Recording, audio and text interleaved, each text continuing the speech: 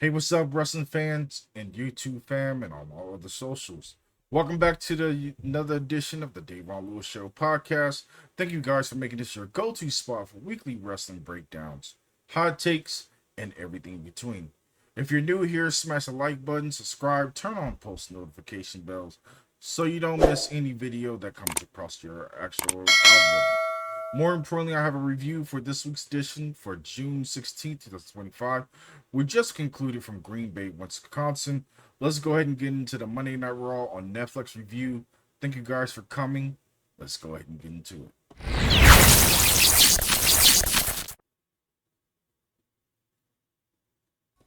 All right, we kick things off as Liv Morgan addresses her attack on Nikki Bella. The WWE Women's Tag Team Champion Liv Morgan and Intercontinental Champion Dominic Mysterio made their way to the ring to address everything that took place. More importantly, where they're heading forward into the future. Liv Morgan gets on the mic and welcomes us to Monday Night Morgan. Before asking for applause for Dominic Mysterio, and she said this is her division. When you talk about the division, you talk about her. Now Nikki Bella is home licking her wounds, watching the television show where she belongs. She says no one paved the way for her, especially not Nikki Bella. She says she's a history-making, record-breaking first and only four-time WWE Women's Tag Team Champion, and that makes her the greatest tag team champion of all time. She says she's not asking for respect anymore and she's demanding it.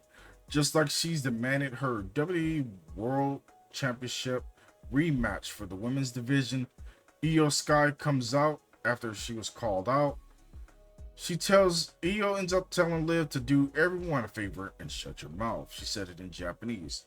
Because all she does is whine and show disrespect. She disrespected Nikki Bella and she disrespected Io. If you want to fight, she's right here. Morgan says she wants a fight, but only for the actual championship.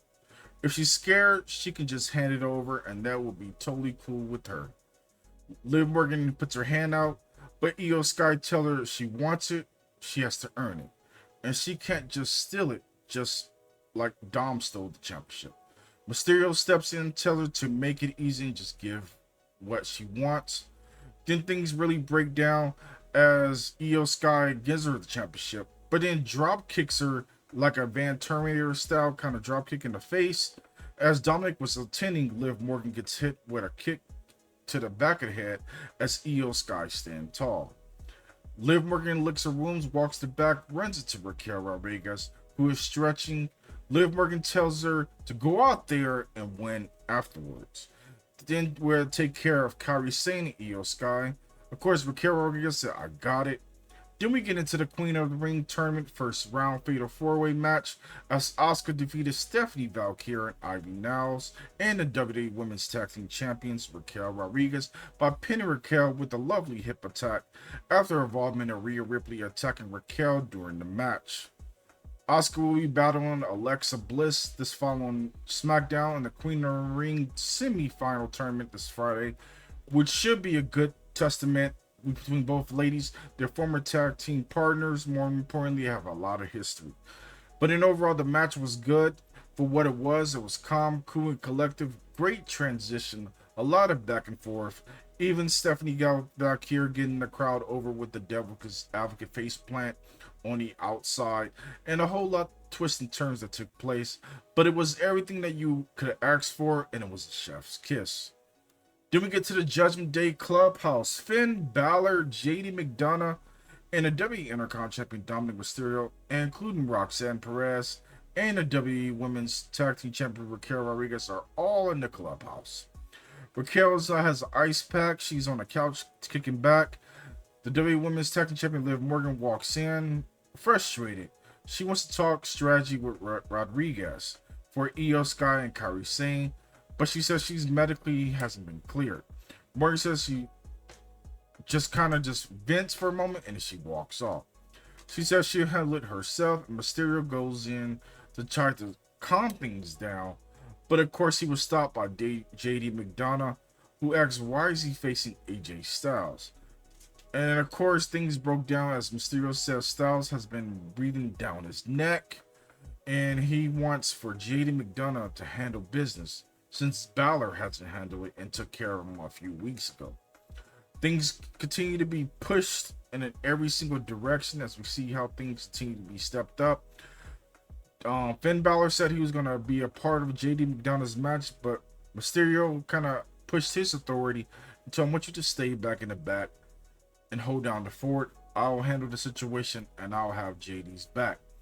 Of course, Finn Balor wasn't happy at first, but he kind of just went along with it, said okay. Then he had a little moment as Dominic Mysterio left and JD McDonagh had their moment as Finn Balor then tells Rodriguez that she's doing great. Perez walks up to him and Balor says he has an idea for her. Rodriguez looks a little confused, but we gotta see how things continue to pick up as he walks off with no other than Roxanne Perez. The situation in the Judgment House continue to be very, very interesting. It looks like we're getting that Dominic Mysterio versus Finn Balor in the near future, and I'm all for the implosion. Are we gonna have a Judgment Day Civil War? We just gotta stay tuned to see what may actually happen. Then we get to the World Heavyweight Champion, the Ring General Gunther, the freshly new champion, as he won off the heels of last week of beating Jey Uso. He heads to the ring, he shows off the title, he kisses the ring. Of course, he poses with it and he gets a full-on pyro similar to Cody Rhodes. The crowd ends up booing, but Gunther smiles anyway and he says he's man enough to admit that Jey Uso was the better man at WrestleMania, but for only one night. Gunther said he's untouchable. He has heard the chatter about what's next for him. A Goldberg chant breaks out, and then of course Gunther says he learned his lesson when he cussed him out in front of his family. Gunther doesn't care about rumors, but the reality is Seth Rollins holds the Money in the Bank contract, and Gunther says what Seth Rollins wants a few weeks ago. Rollins told him that he has a target on his back, and he's winning the World Heavyweight Championship. Gunther went on to say that he will make it easy for Rollins. He's right here and right there. Before he gets a chance, Goldberg music hits. He gets a big reaction. The 50-year-old WWE Hall of Famer makes his way to the ring as the crowd ends up chanting Goldberg, and he thanks the crowd, and he says he's here for one thing and one thing only. He says he's here to celebrate the winning for the World Heavyweight Champion Gunther, but Goldberg wants to congratulate him and puts a note that tonight that he is proud of him because he will leave at this few months ago. But he reminded him about the whole situation. He said that we will have a match in Atlanta, Georgia, after things broke down in Atlanta. So on June 12th, Saturday night's main event, you're mine and you're next. Gunther looks paused and kind of confused, but quickly leaves as Goldberg chants ring out, as Goldberg poses on the turnbuckle, and then things break down from there. Then we get to the next match of the night. We have AJ Styles defeating JD McDonagh, who was along with the Intercontinental Champion Dirty Dominic Mysterio. After AJ Styles showed why he's phenomenal, he was able to get the Styles Clash victory. But where things got interesting, Dominic ran in the ring to try to hit him with the belt, but Styles moved out the way and hit that lovely overhead Pele kick to set him up for the phenomenal forearm. But of course, Finn Balor runs down to make the save, and Styles pick up the Intercontinental Championship and poses with it. The Judgment Day tried to charge the ring, but AJ Styles outscaped them and outsmarted them again. He walks up the ramp with the Intercontinental Championship and poses with it and said, "This looks good on me." Then we get to the backstage. Sheamus is warming up with Natalya, Maxine Dupree. Akira Tozawa walk up on him. Sheamus says he's going to bully the bully Rusev. Tozawa shouts out, "Sheamus, kick his ass for me," and then of course Sheamus ends up fist pumping him. Backstage, Bayley is walking backstage when she passes the World Tag Team Champions, trying to mediate the fight between Austin Theory and Grayson Waller, which should be a good time, but the drama continues to push to a different level, and you know the drama continues to hit a chord. Are we going to see A-Town Down Under breaking up? But of course, I'm going to rewind it back to everything that took place in the AJ Styles match with JD McDonagh. It was everything good. It was everything that you could have asked for. But in overall, I had enjoyed and liked how everything was swinging with them. But then things really broke down in the quickness as we had things continue to push forward. As AJ Styles is going to be the next man in the line for the Intercontinental Championship. And I truly look forward to seeing how things continue to progress through the course of how everything continued to be pushed. But things hit a big chord as Bayley makes her entrance after attacking no other than Becky Lynch last week. She goes and says, "Ding dong, Green Bay," and she says she's amazed to be back and she missed everyone so much. She goes on to talk about the whole entire situation, even Michael Cole. She goes on to talk about why she's back, stepping through trials and tribulations, being granted back the opportunity to stand before those people, and she's born to do this as being a true professional wrestler, and she put her whole entire heart and soul into every single time that she's in the ring. She talked about the whole situation being robbed of a WrestleMania match. She's not upset, but she could have been a WWE Women's Tag Team Champion. She says she nearly got lucky, but doesn't come here for one night. She does it for big moments or titles. She does it for the people, and that's who she cares for. But then when things really break down to quickness, as we end up having Becky Lynch coming down, talk about running each other, bickering back and forth, a whole lot of back and forth. Then things really get into a frenzy as the Intercontinental Champion comes out in the Chicago Bears jacket. The crowd end up chanting the Bears still suck. Lynch says the Bears beat Green Bay the last time they met, and of course they ended up booing. Becky Lynch says Bayley accepted being the second fiddle wherever she doesn't, much like the Packers. Bayley then goes on and says rather than having a group of friends than a legacy, Becky Lynch wants her legacy more than fake ass friends. Bayley says she has a legacy and she has submitted herself and a future Hall of Famer. I highly agree. Bayley says she doesn't mind helping those who need it, and then Becky Lynch mocks her and says she used to fight for the people, but they stopped fighting for her, much as they stopped fighting for Bayley. But she said when she took her out and took her spot at WrestleMania, no one gave a damn. But Bayley says, of course, people cared about me, but you want the shock value because you was just afraid because you didn't know how people was going to react to you when you made your return. But because it was a surprise, it made a big pop. But then look how you turned your ways. You attack Lyra Valkyria. You have a new championship actually in your grasp. Then things really became more sacred when you took her out. Took Bayley out as well. But then things really broke down in the quickness as Becky Lynch tried to slap her, but then got hit with an elbow. And she ended up scaring directly out the ring after everything had broke down. And she was furious. She walked up the ramp, but it was a nice shot by Bayley to get the upper hand on the Intercontinental Women's Champion. What more you got out of it? It was good stuff. Then we got to Kathy Kelly, who asked Jey Uso in the backstage about losing the title. Jey Uso says that he got Gunther respect when he beat him at WrestleMania. And then Gunther got his respect last week. They're tied 1-1, and he's going to win the King of the Ring to get another title shot and say less because it's Yeet time and he's there to handle business. Then we get to the next backstage segment. SmackDown General Manager Nick Aldis is backstage with AJ Styles. He walked up to him with the Intercontinental Championship. He gives it to the GM, and the Intercontinental Championship match has officially been set as Dominic Dirty Mysterio will have a permanent match against AJ Styles, the Night of Champions, and AJ Styles is happy about it and walks off. And then we get to Bayley, who walks into the general manager Aldis as well, and Becky Lynch took a title shot from her, so Lynch owes her one. Next week, Bayley will battle Becky Lynch for the Women's Intercontinental Championship, and Bayley goes on to be happy, and she ends up walking off and being happy, but then she runs into Lyra Valkyria, apologizes not getting back to her in the DM and messages. It's been a rough 2 months, and she says she's doing the best for her. But then Lyra says, if you win that title, I'm gonna do what's best for me. And that's gonna be some good situation. If it turns into a three-way kind of drama situation with the storyline, I'm all for it, and I look forward to seeing what may actually happen.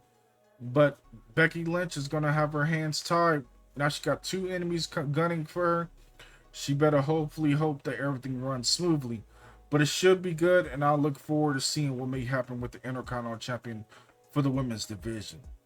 Then we get to some women's action. Kairi Sane defeated the WWE Women's Tag Team Champion Liv Morgan via a referee stoppage after Kairi Sane hit a quick takedown with a dragon screw onto Liv Morgan, where she landed awkwardly.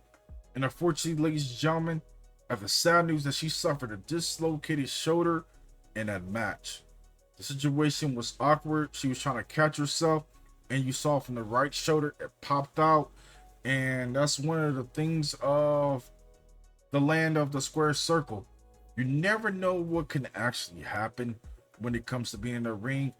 You can't say it's kayfabe. Wrestling is fake. They put their bodies on the line every single week. Best wishes to Liv Morgan to get healthy and strong, and hopefully she's able to keep the title for a little bit, tag team title for a little bit. But if this pushes her out of Evolution, this is definitely going to suck.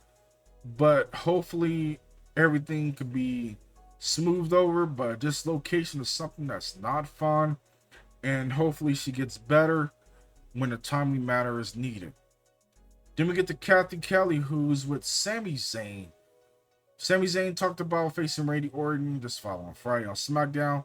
Zayn says he's about to be the World Heavyweight Champion so much.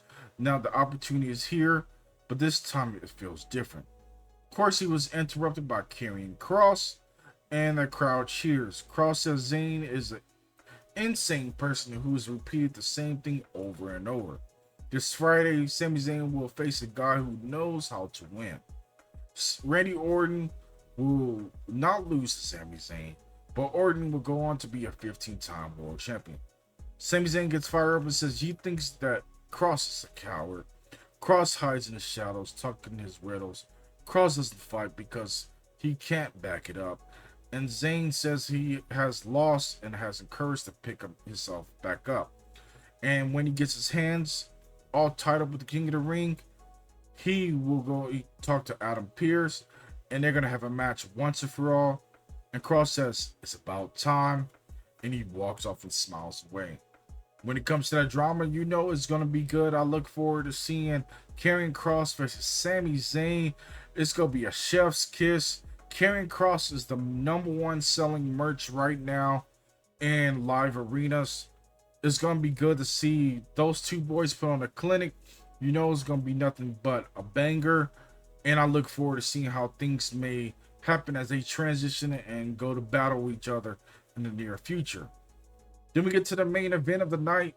As you know, main event time is always main event time. As we get to the King of the Ring tournament main event, Jey Uso defeated the likes of Rusev, Sheamus, and Big Bronson Reed, who was with Paul Heyman, after an interference and hitting that lovely Uso splash on Bronson Reed not once, but twice. Speaking of the match, LA Knight attacked Bronson Reed. During the match, Penta and Sami Zayn brawled with Braun Breaker after he got involved. It was a whole lot that took place, but where things got really intriguing, Jey Uso will be battling Cody Rhodes next week on Raw in the King of the Ring tournament, as we know is going to be a good one. But the post-match is where Jey Uso was clutching his knee, and Seth Rollins came down there. He was fuming. He was upset. He comes out of his regular suit. He charges down to ringside.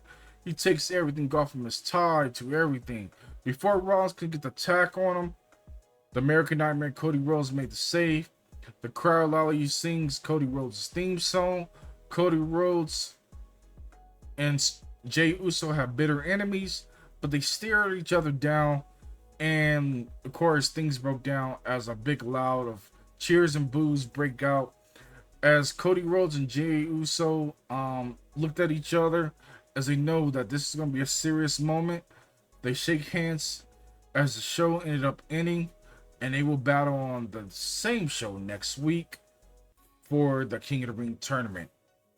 But thank you guys so much for tuning in for this week's edition from Monday Night Raw on Netflix for a lovely review.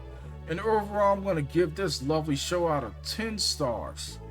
We'll give it a solid 7.8 as last week, but it was calm, cool, and collected with storylines moving forward in a good way. Not only with the King and the Queen of the Ring tournament continuing towards the semifinals, also, don't forget to check out next week's show as well. Confirmed in Columbus, Ohio, we have the Women's Intercontinental Championship as we have Becky Lynch battles against Bayley. We also have the Queen of the Ring semifinals, Jade Cargill versus Roxanne Perez, which should be a good one. We also have the King of the Ring semifinals, Cody Rhodes versus main event Jey Uso. Don't forget to tune in for SmackDown this week. We have the WWE Champion John Cena going at it with Ron the Truth Killings. We also have the King of the Ring semifinals, Randy Orton versus Sami Zayn, and the Queen of the semifinals, Alexa Bliss versus Asuka. And we have the WWE Women's United States Champion confronting Julia, and the big one, Jacob Fatu face to face with Solo Sikoa. In addition, we also have so much more that will be taking place. But post your comments down below. Let me know what matches or feuds you are currently enjoying so far this week on Monday Night Raw, as well as are you looking forward towards SmackDown. Don't forget to smash the like button, subscribe, turn on post notification bells. Make this your weekly home for weekly reviews. I will catch you guys on the next episode. You guys be safe. Have a great week. Until then, be safe. I'm out.